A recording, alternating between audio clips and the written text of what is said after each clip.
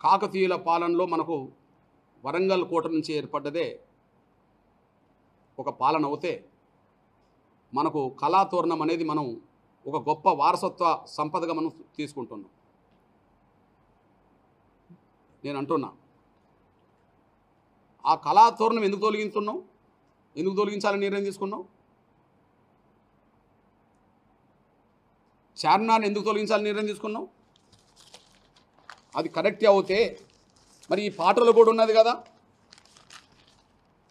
అది కరెక్ట్ అవుతే ఈ పాటలో కూడా ఉన్నది కదా,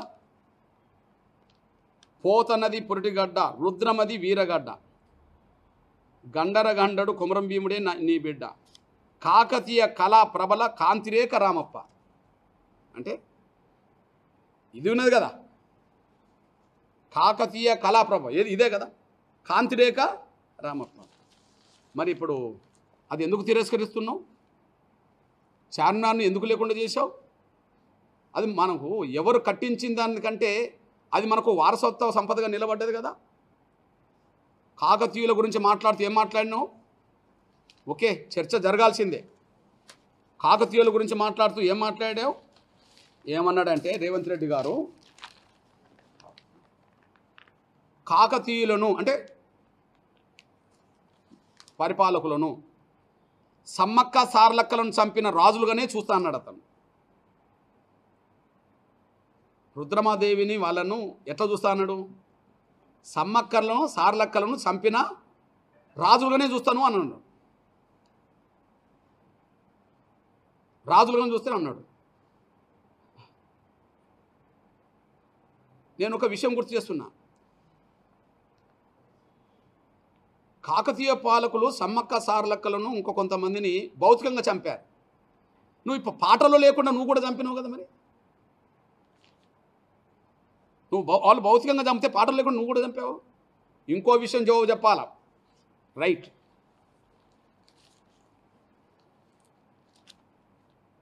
కాకతీయ పాలకులను సమ్మక్క సార్లక్కలను చంపిన రాజులుగానంటే అంతకులకు చూసినట్టే కదా నువ్వు. మరి ఇంద్రవెల్లిలో గిరిజనులు చంపింది ఎవరు?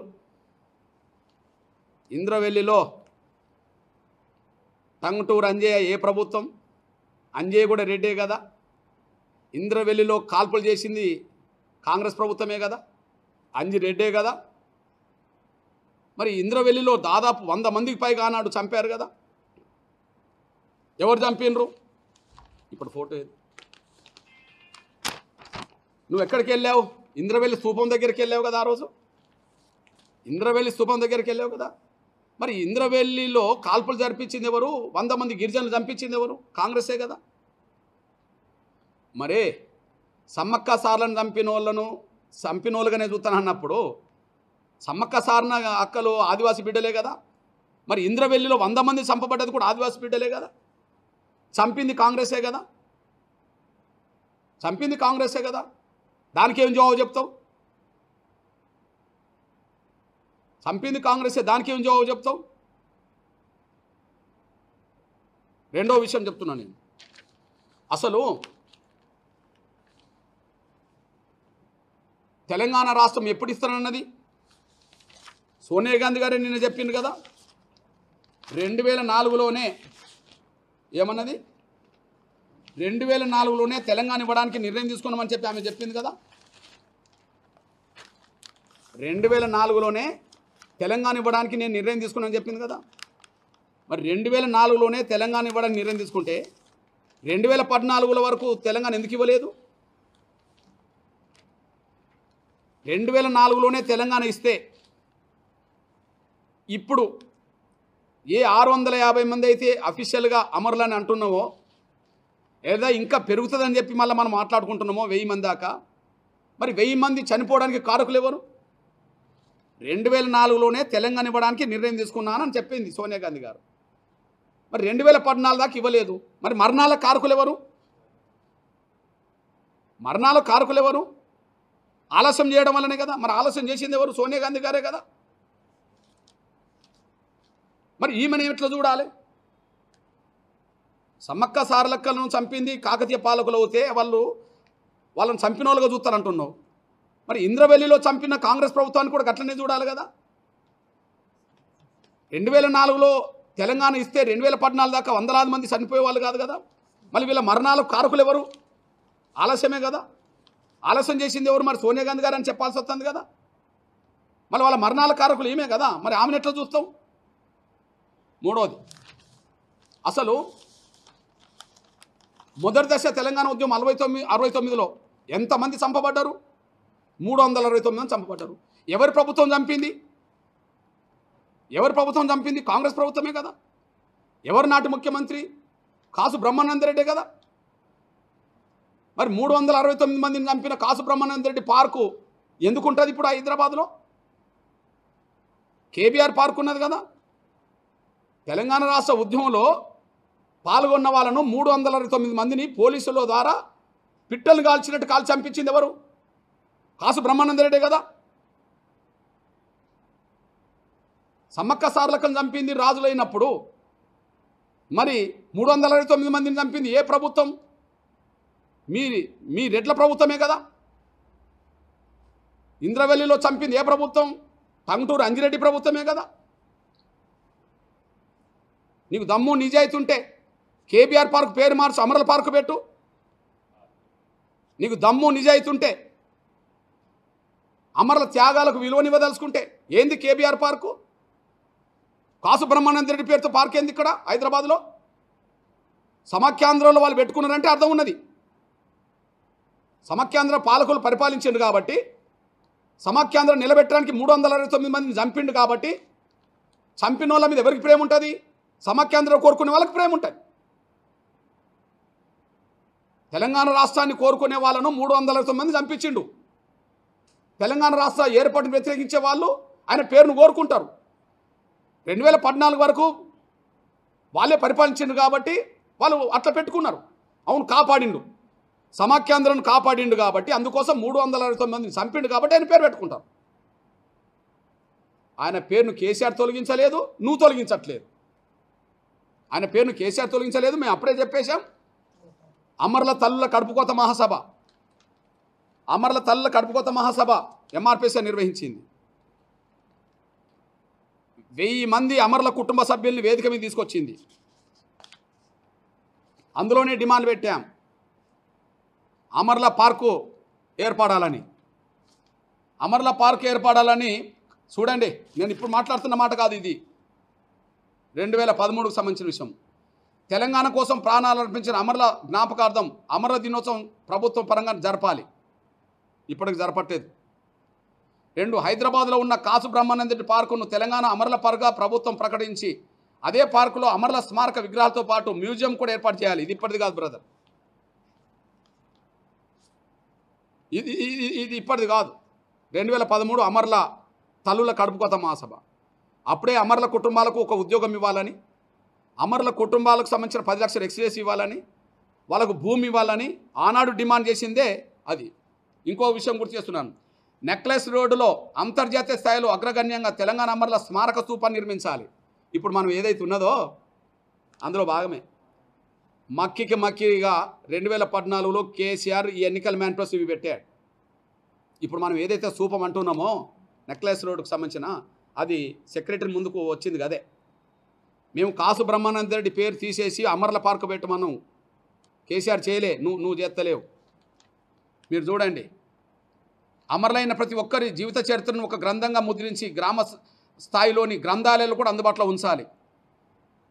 అంటే ప్రతి ఒక్కరి విషయం కూడా చూడండి. అమరుల కుటుంబాల్లో ఒకరికి ప్రభుత్వ ఉద్యోగం ఇవ్వాలి, అమరుల ప్రతి కుటుంబానికి 10 లక్షల ఎక్స్‌గ్రేస్ ఇవ్వాలి, అమరుల కుటుంబాలకు 5 ఎకరాల భూమి ఇవ్వాలి, అమరుల తల్లిదండ్రులకు 5,000 చొప్పున ప్రతి నెల పెన్షన్ ఇవ్వాలి. ఇవి ఎంఆర్పిఎస్. ఇప్పటిది కాదు బ్రదర్, ఇది తెలంగాణ ఉద్యమం జరుగుతున్న కాలంలో మేము అమరుల తల్లుల కడుపుకోత మహాసభ పెట్టాము. కారణం ఏంటంటే, ఆ రోజు తెలంగాణ వస్తున్న కొత్తలో తెలంగాణ ఇచ్చింది సోనియా గాంధీ దేవత అని చెప్పి హనుమంతరావు గుడి కట్టి ఇస్తానని ప్రకటన చేశాడు. రెండోదేమో తెలంగాణ తెచ్చింది కేసీఆర్ కాబట్టి ఆయన జాతి పిత అని చెప్పి మేము ప్రకటన చేస్తామని టీఆర్ఎస్ ప్రకటన చేశారు. అప్పుడు ఎంఆర్పిఎస్ ముందుకు వచ్చింది. ఇచ్చినోళ్ళు దేవతలు అని చెప్తున్నారు కదా, తెచ్చినోళ్ళు జాతి పితలు అంటున్నారు కదా, మరి సచ్చినోళ్ళు ఏమవుతారని చెప్పి ఎంఆర్పిఎస్ మాత్రమే అమరుల తల్ల కడుపుకోత మహాసభ పెట్టేసింది. అంటే అమరుల త్యాగాలను సమాజ్ చేయడానికి ఆనాడు కుట్ర జరుగుతుంటే, అమరుల త్యాగాలను సమాజ్ చేయడానికి కుట్ర జరుగుతుంటే, ఆ కుట్రను ఛేదించి అమరుల తల్లుల కడుపుకోత మహాసభ నిజాం కాలేజీలో పెట్టి లక్షలాది మందిని సమీకరించాం. వేదిక మీదకి 1000 మంది కుటుంబాలను సమీకరించాం.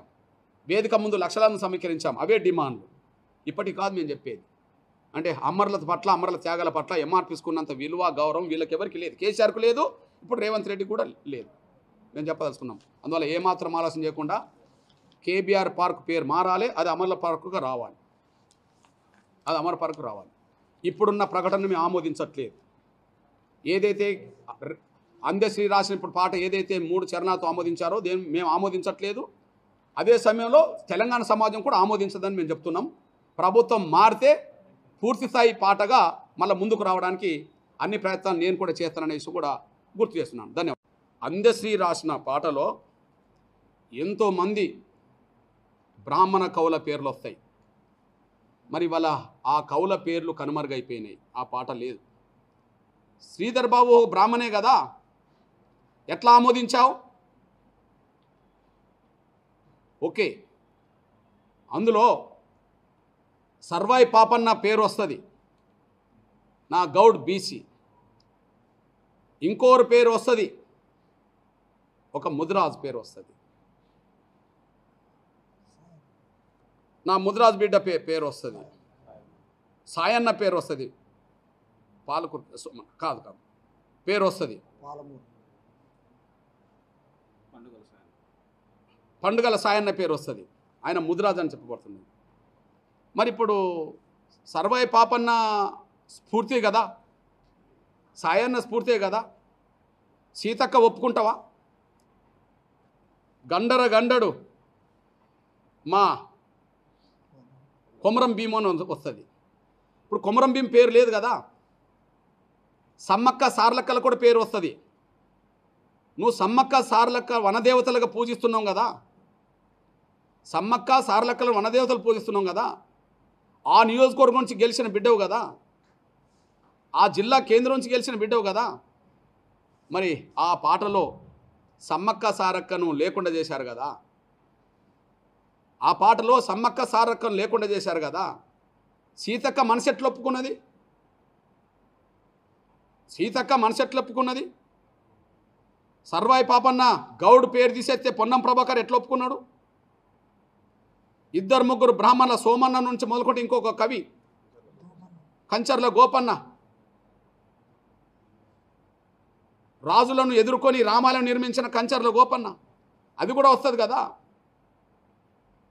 శ్రీధర్ బాబు ఎట్లా అంగీకరించిండు? అంతేకాదు, కవి అందశ్రీ మాదిగ అని చెప్పబడుతున్నది. వాస్తవానికి అతను మాదిగో కాదో నాకైతే ఇప్పటివరకు తెలియదు. 30 ఏళ్ళ ఉద్యమంలో ఏనాడు ఆయనతో సాన్నిధ్యం లేదు. 30 ఏళ్ళ ఉద్యమంలో ఏనాడైనా పాత్ర లేదు. నిజంగా అతను మాదిగ అయితే మాదిగ అని చెప్పుకుంటే నాకు అభ్యంతరం లేదు. కానీ మాదిగలకు సాంస్కృతిక ఆయుధం ఉన్నది కదా, మాదిగలకు సాంస్కృతిక ఆయుధం ఉన్నది కదా, డప్పు కదా. తెలంగాణ రాష్ట్ర ఉద్యమంలో లేదా సమాజంలో డప్పు పాత్ర కీలకం కదా. ఈనాడు ఎలక్ట్రానిక్ మీడియా, ప్రింట్ మీడియా, పేపర్లు అన్నీ వచ్చినాయి కావచ్చు. ఒకనాడు వార్తను సేకరించి ప్రచారం చేసింది డప్పే కదా, డప్పే కదా. మరి మీరు రాసిన డప్పు ఎందుకు లేకుండా పోయింది? మీరే రాశారు కదా, డప్పు డమరుకం. అసలు మాదిగలకు డప్పుకు విడదీయని సంబంధం ఉన్నది కదా. మాదిగలకు డప్పుకు విడదీయని సంబంధం ఉన్నది కదా. మాదిగలను డప్పును వేరు చేసి చూస్తుందా ఈ సమాజం? మాదిగల్ని డప్పును వేరు చేసి చూస్తుందా ఈ సమాజం? చూడదు కదా. మరి ఇప్పుడు మీరు రాసిన మొదటి దాంట్లో డప్పు ఉన్నది అంటే నువ్వు మాదిగ అవుతే నీ మాదిగ సాంస్కృతిక ఆయుధమైన డప్పును పెట్టావు కదా. ఇప్పుడు ఎందుకోసం ఆ డప్పు లేకుండా పోయింది? ఎందుకోసం డప్పు లేకుండా పోయింది? దీనికి అందరికీ జవాబు చెప్పాల్సిన బాధ్యత ఉన్నది కదా. రేవంత్ రెడ్డి గారు ఇంద్రవెల్లిలో ఎస్సీల దండోర పెట్టిండు కదా.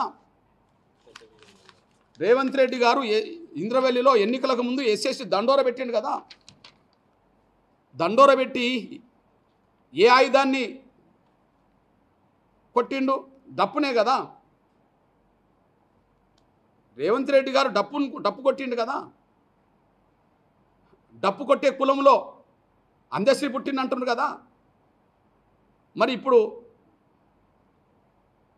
తెలంగాణ ప్రభుత్వం ఆమోదించిన ఈ తెలంగాణ గీతంలో ఎందుకు డప్పు అనేది లేకుండా పోయింది?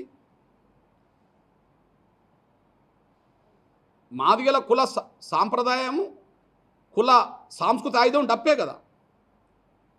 నువ్వు మాదిగ అవుతే డప్పును రాసావు కదా, మరి ఎందుకు తీసేసినావు? నీకు ఎన్నికల సమయంలో డప్పుని ఆయుధంగా మలుచుకొని రేవంత్ రెడ్డి గారు డప్పు కూడా కొట్టిండు కదా. మరి ఆ పాటలో ఉన్న డప్పు ఎందుకు తీసేశావు? రేవంత్ రెడ్డి గారు కథలు చెప్పిండు నిన్న, మొత్తం పాట విషయంలో మొత్తము అందశ్రీకే అధికారం ఇచ్చినామని చెప్పి. అందశ్రీకి అధికారం ఇస్తే 12 చరణాల కాడ 3 ఎందుకు పెట్టిండు? ఇంతమంది కవులు కళాకారులకు సంబంధించిన, ఇంతమంది సాంస్కృతిక ఆయుధాలకు సంబంధించిన అంశాలను ఎందుకు పక్కకు పెట్టిండు? ఎవరి మెప్పు కోసం పక్కకు పెట్టిండు? ఏంటి పరిస్థితి? కొమరంభీం పేరు ఉండదా? గత పాటలు మాత్రం కొమరంభీం పేరు ఉంటుంది. సమ్మక్క సారక్క పేరు ఉండదా? గత పాటలు మాత్రం సమ్మక్క సార ఉంటుంది. డప్పు ఉండదా? సాంస్కృతిక ఆయుధాలు ఉండవా? ఏంటి పరిస్థితి? ఇక్కడ మేము సూటిగా చెప్తున్నాం, నిన్న ఆమోదించిన అందశ్రీ రాసిన నిన్న ఆమోదించిన పాటను మేము గుర్తించాం. తెలంగాణ సమాజం కూడా గుర్తించదు. మన పాటలో ఏమొస్తుంది? మీ దృష్టికి నేను తీసుకొస్తున్నా. నేను ఒక పాటలో మీరా సాహెబ్ కూడా పేరు వస్తుంది. ఎస్సీలది, బీసీలది, మైనార్టీలది, అగ్రకులాల్లో ఉన్న వాళ్ళందరిది వస్తుంది, బ్రాహ్మణులది కూడా వస్తుంది. ఇప్పుడు ఎవరి పేరు లేకుండా పోయింది కదా. అంటే బహుశా అందశ్రీ రాసిన పాటల్లో రెడ్డి సామాజిక వర్గం పేరేమో లేనట్టున్నది, కాబట్టి మిగతా వాళ్ళ పేర్లు ఎందుకు పెట్టాలని చెప్పి అన్నీ తీసేసినట్టున్నది నేను అనుకుంటున్నా. అందశ్రీ రాసిన పాటల్లో స్ఫూర్తిని నింపిన ఒక రెడ్డి సామాజిక వర్గ ప్రముఖుడి పేరు లేనట్టున్నది, కాబట్టి మా రెడ్డి సామాజిక వర్గం ప్రముఖుల పేర్లే లేనప్పుడు మిగతా వాళ్ళ పేర్లు ఎందుకని మొత్తం తీసేసినట్టున్నది. తీసేయమని ఈయన చెప్పినట్టున్నది, ఈయన తీసేసిండు. అంటే ఉన్న గౌరవం అందశ్రీ పోడగొట్టుకున్నాడు. అందువల్ల మేము చెప్తున్నాం, నిన్న ఆమోదించిన జూన్ 2వ తారీఖున ఆమోదించిన ఆ గీతాన్ని తెలంగాణ సమాజం అంగీకరించదు, ఆమోదించదు. స్పష్టం చేస్తున్నాను నేను, తెలంగాణ సమాజం అంగీకరించదు, ఆమోదించదు. నేను మళ్ళీ చెప్తున్నా, ఆనాడు ఉద్యమ కాలంలో పాడిన పాట తెలంగాణ సమాజాన్ని నిద్రలేపింది, యుద్ధంలో నిలబెట్టింది. ఇప్పుడు నిన్న పాడిన పాట అందరినీ నిద్రపుచ్చేటట్టు చేసింది. మేము పాలిస్తాం, మీరు నిద్రపోండి అని చెప్పేసింది. అంటే ఇది జోలపాడినట్టు చేసింది. ఆ 3 చరణాలే జోలపాడింది, కానీ 12 చరణాలు యుద్ధంలో నిలబెట్టింది. అది యుద్ధంలో నిలబెట్టింది ఆ పాట. ఇప్పుడు ఈ పాట నిద్రపోండి అని చెప్పి జోలపాట పాడింది. బహుశా ఇప్పుడు పాలకుడికి కావాల్సింది ఏంది? అందరినీ నిద్రపుచ్చడమే కదా.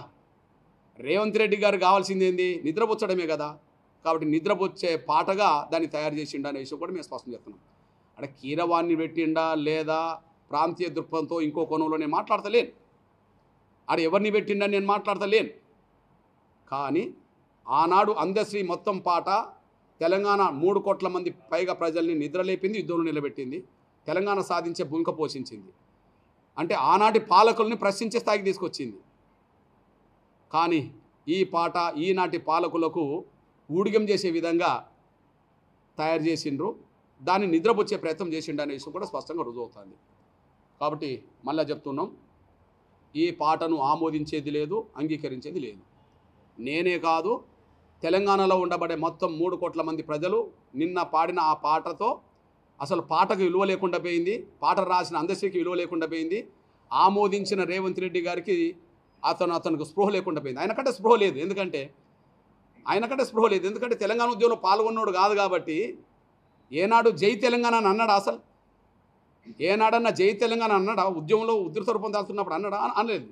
కాబట్టి ఆయన నాయకత్వంలో నిన్న జరిగిన ఉత్సవాలు అది కాంగ్రెస్ పార్టీ వాళ్ళు చేసుకున్న ఉత్సవాలు ఉన్నాయి, కానీ తెలంగాణ మొత్తం సమాజం నిర్వహించిన ఉత్సవాలుగా అవి లేవనే విషయం కూడా మేము స్పష్టం చేస్తున్నాం. ఈ విషయంలో ఇంకొకటి గుర్తు చేస్తున్నాను నేను. నంబర్ 1, రేపు